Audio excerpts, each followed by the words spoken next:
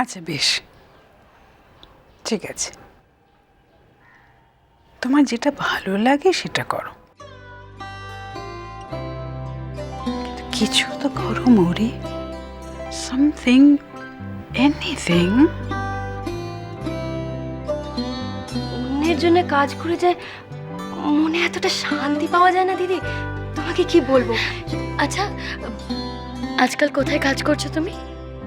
আমি আমি এখন জেলের কয়েদিদের মানবাধিকার নিয়ে কাজ করছি। জেলের কয়েদি? ভয় করে না?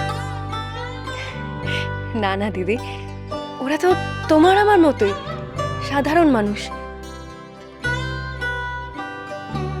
হ্যাঁ দিদা,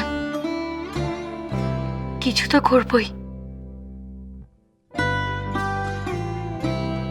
কি করব আমি জানি। জানো, একজনকে দেখে না আমার মনে কিছু করার ইচ্ছে জেগেছে। তুমি চেনো তাকে? সত্যি আমি ভাবছি আবার এনজিওতে জয়েন করব। আমি সত্যিকে ফোন করবো দিদা।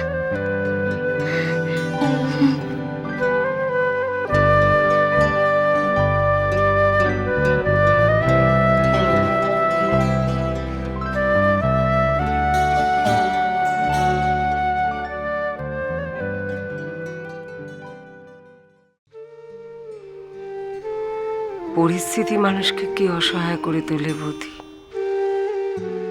দাদা একদিন আমার সঙ্গে না দেখা করে থাকতে পারতো না। সেই দাদার সাথে ফোনে কথা বলতে পারি না, ভয় পাছে আমার গলা শুনে বুঝতে পারে। নিখিলের কথা জিজ্ঞেস করলে আমি নিজেকে যে কিভাবে সামলাই বৌদি।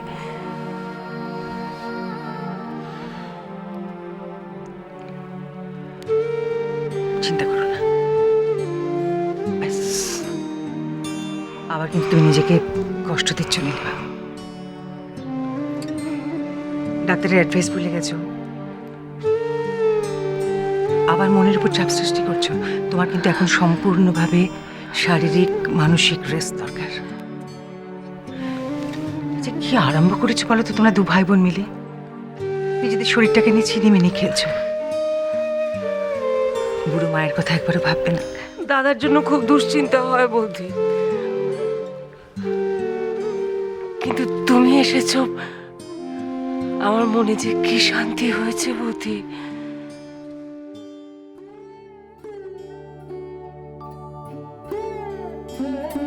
আমি তোমার মনের অবস্থাটা বুঝতে পারছি বৌদি। এতদিন পর দেশে এসেছো, কি মন নিয়ে এসেছিলে। আর কিন্তু বৌদি, মৌরির জন্য তুমি আশীর্বাদ হয়ে এসেছো। তুমি তো গোড়া থেকে মৌরির খুব কাছের মানুষ। এইটুকু বয়সে মেয়েটা জীবনের সমস্ত শখ আহ্লাদ থেকে নিজেকে দূরে সরিয়ে রেখেছে। এটা কি ভালো হচ্ছে বলো? আমরা তো বুঝিয়ে বুঝিয়ে, আমি জানি বৌদি তুমি পারো ওকে বোঝাতে। তুমি একটু চেষ্টা করে দেখো না বৌদি। নীলিমা, এতদিনে তুমি সত্যি মৌরিকে কাছে টেনে নিতে পেরেছো। হ্যাঁ বৌদি, পেরেছি।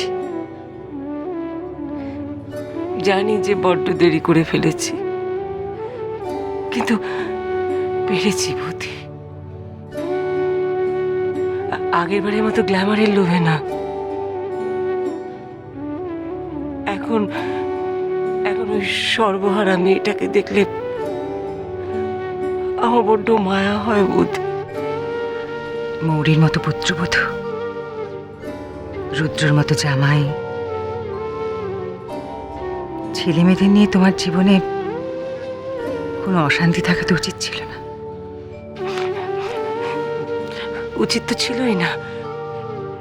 এখন এখন সেটা বুঝতে পারি বৌদি। আচ্ছা নীলিমা, আমাদের নলিনী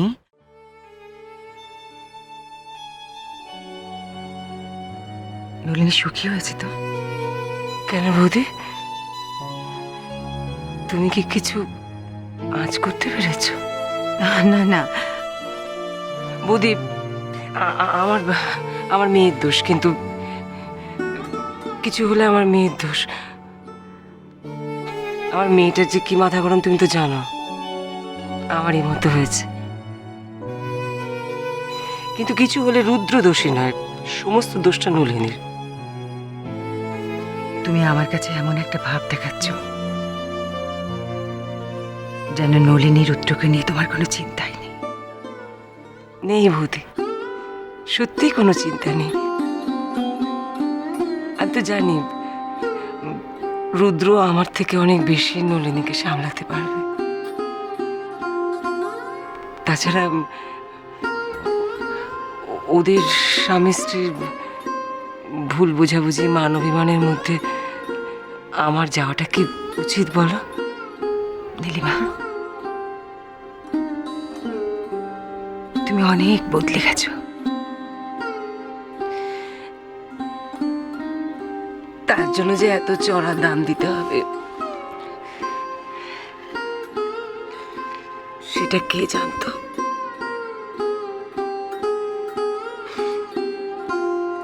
এখন এখন শুধু আমার একটাই ইচ্ছা,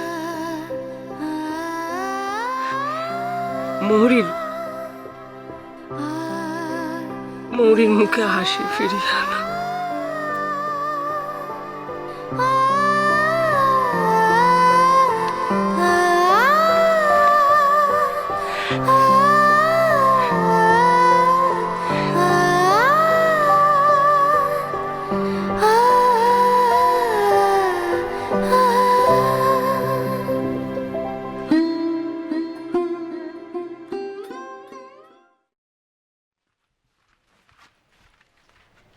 মহুয়া, আরে আরে কি করছিস তুই? বস বস এখানে। একটা কথা শুনিস না? তোকে না মা থেকে শুরু করে ডাক্তারবাবু সবাই বলেছেন এই সময় শোয়া বসা ওঠা সবকিছু কেয়ারফুলি করতে। একটা খ্যাচ লেগে গেলে কি হতো বলতো? একটা কেলেঙ্কারি হতো। দিদিভাই, দিদিভাই আমি ঠিক আছে। দিদিভাই তুই তুই কেন এত টেনশন করছিস বলতো? আর এই যে কি অবস্থা তোর? চুল বাঁধিসনি কেন? সন্ধে হয়ে গেছে, মামিমা দেখলে না তো রক্ষে রাখবে না। দেখি ঘর। উফ, পারে না, ঘর না।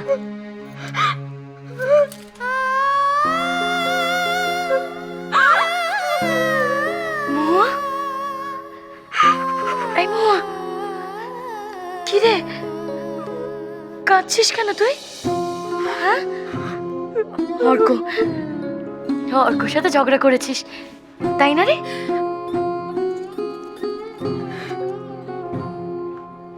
মামিমা তোকে কিছু বলেছেন? দূর পাগলি, মামিমার কথায় কেউ কি কিছু মনে করে? মামিমার কথায় একদম মন খারাপ করবি না, বুঝলি?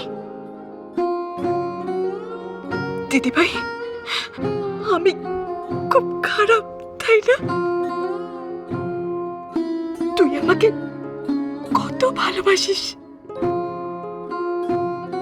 আমার কত কেয়ার করিস তুই,